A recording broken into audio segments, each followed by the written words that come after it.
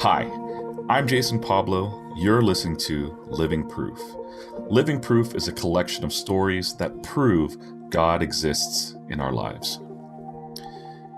How many of you have had a near death experience? I'm sure quite a few people have. But today's guest didn't just have a near death experience, he was pretty much dead for 10 minutes. Ray Radoc from Roseville, California, is on with us to share his story. Hey Ray, how you doing? I'm doing good, Jason. How are you? I'm doing well. So, so you died, but obviously it wasn't for too long because you're on with us, right? Yes, 10 minutes. I was dead for 10 minutes. At least that's what the doctors told me. 10 whole minutes. Well, take us back to that day in 2014, which led to your death. So that day, I was off of work and I told my wife I'm going to go out and go to the gym, Hmm. work out. And then when I return, we'll go shopping and spend the Hmm. day out in the town. I remember driving to the gym. Hmm. And I remember getting on the treadmill, getting ready to run, as I usually Yeah. do. And that's the last thing I remember. The Wow. next thing I know, I wake up in the hospital. Now, Um, how much time passed? I mean, this dark time in your life, where you pass out to the point where you wake up. How much time is that's that? approximately 3 days. 3 days later. 3 days. Oh Yeah. my. See, this is why many people think that you should never exercise. But so, what happened, or why did this happen? I spoke to one of the gym managers who was there, and it happened to be Hmm. her first day on the job. She was a new employee, and she said that I was watching you because you took the treadmill that was right in front of me. So I was just Hmm. watching you. I was watching you as you got on, and I saw Hmm. you increase your speed. Then all of a sudden, I saw you fall back, and I thought, Hmm. okay, maybe you had tripped, but you laid there on the ground after you fell off the treadmill, and you just didn't get up, and I knew something was wrong. Hmm. So I went up to you and started performing CPR, but I Wow. couldn't feel a pulse, and so I Hmm. called 911, and that's Hmm. when the ambulance came in and took you. So, what was the diagnosis? What happened, or what According caused all of to this? the doctor, I went into cardiac arrest. Hmm. What they told me was that there are four arteries, two going into the heart, two going out of the Right. heart, and the two arteries going into the heart were 100% blocked. Wow. Yes. So basically, the some people get cardiac arrest and heart attack confused.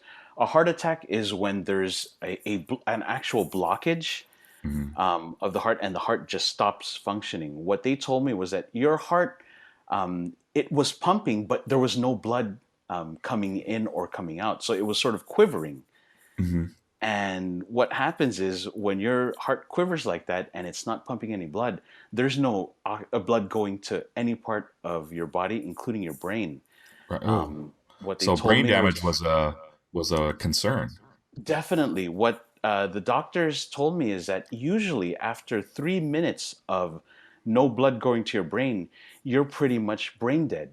Hmm. And they told me that for 10 minutes, there was no blood going into my brain. So they, everyone thought, the doctors, my family, they all thought that if I were to wake up, I would Hmm. be basically a vegetable. So, what was your first thought when you woke up? When I woke up, the first thing I remember is hearing my sister's voice. And I Hmm. remember hearing my sister saying, "Oh, look, he's waking up, he's waking up." And I looked at my sister, and the first thing I asked her was, "Am I still a member of the Church of Christ?" Wow. Now, why did you ask that? To tell you the truth, Jason, I had a dream. And the dream occurred sometime during those 3 days when I was unconscious. And I remember dreaming that there was this long hallway and there was a Hmm. light at the end of the tunnel. Hmm. And I remember someone's voice telling me, um, remain in the church, remain in the church. Wow. Uh-huh. And that's all I could remember from that dream. But Uh-huh. then when I woke up, I said, am I still a member of the church? That's my first thought. And that's why I asked my sister that.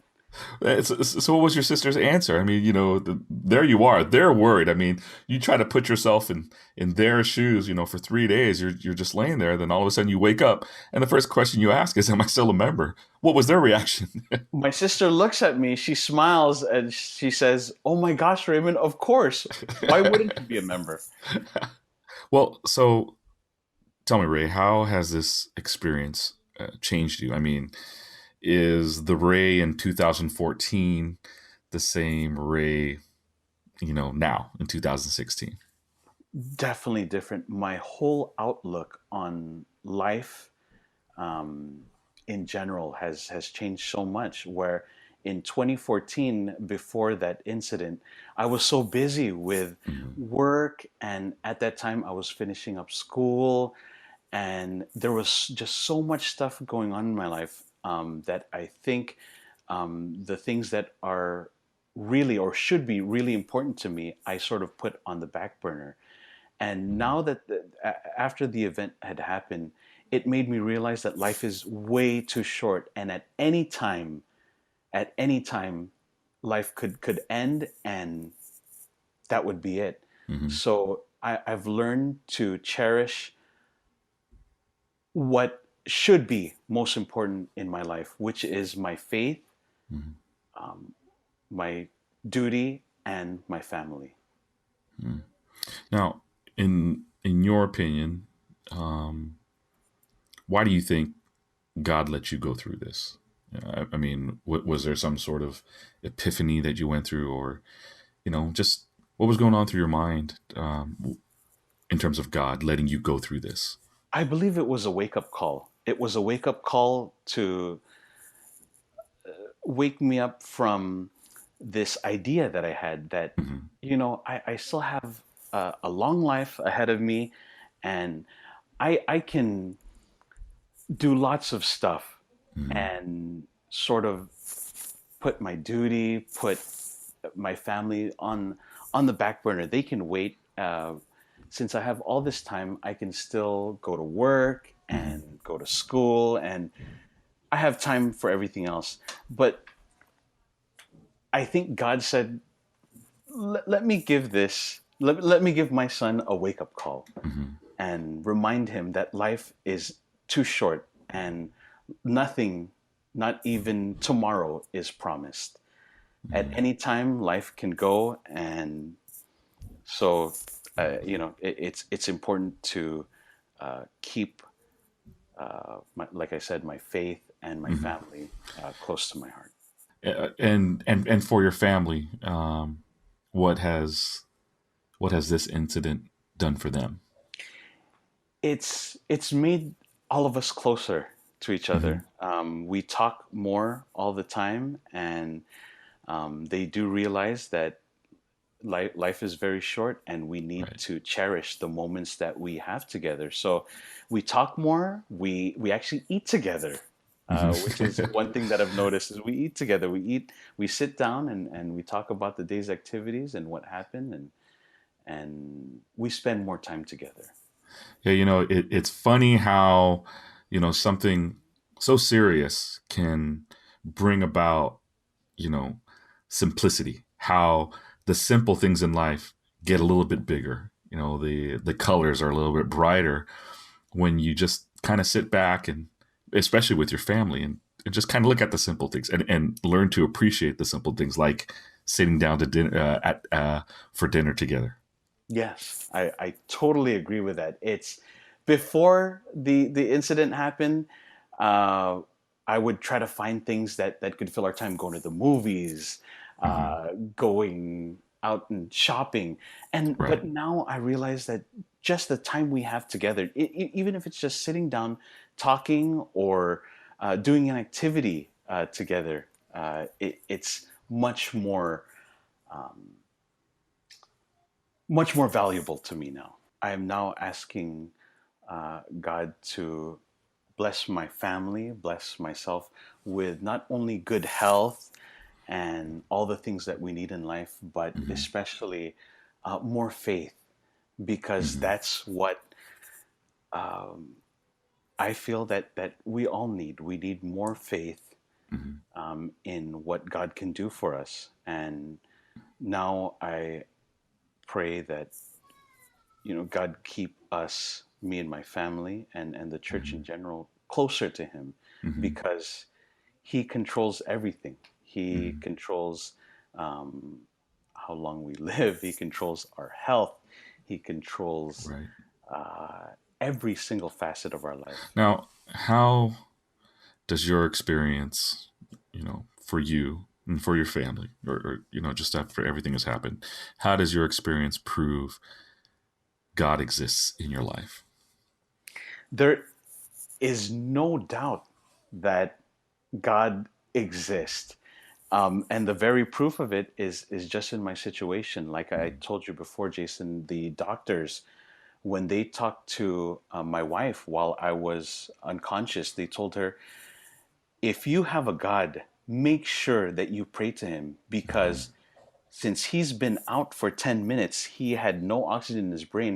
Mhm. We're lucky that his heart is even beating.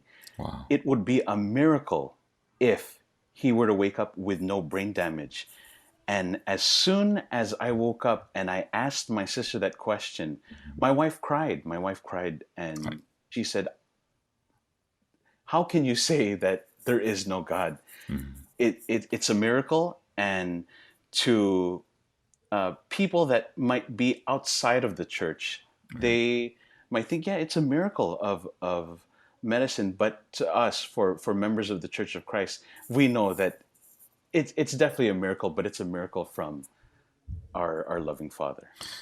Now let me ask you, what was the reaction of the doctors? Especially the ones who told your wife, if you believe in God, you better pray to him now. What was their reaction? The doctors were just stunned, absolutely stunned. Actually, the doctor that performed the surgery on me, because Hmm. they had to um, cut a piece of my chest open Hmm. and put a stent into my heart, when he had heard that I woke up, he Hmm. was just absolutely floored. And from what they told me, he was the best cardiologist in Uh-huh. Northern California, and he just had happened to be there Hmm. um, at that time that I was there, Hmm. and he was able to perform the surgery. And he said, in all of his 32 years of performing surgery, he has never ever seen a case like mine, where someone woke up after being dead for 10 minutes and woke up like as if nothing happened. Wow. It's amazing how God can even show the people who aren't members of the church how good He is. I mean, in the form of a miracle, especially in you. Well, Ray, thank you for sharing your story with No us. problem. Thank you so much for having me, Jason.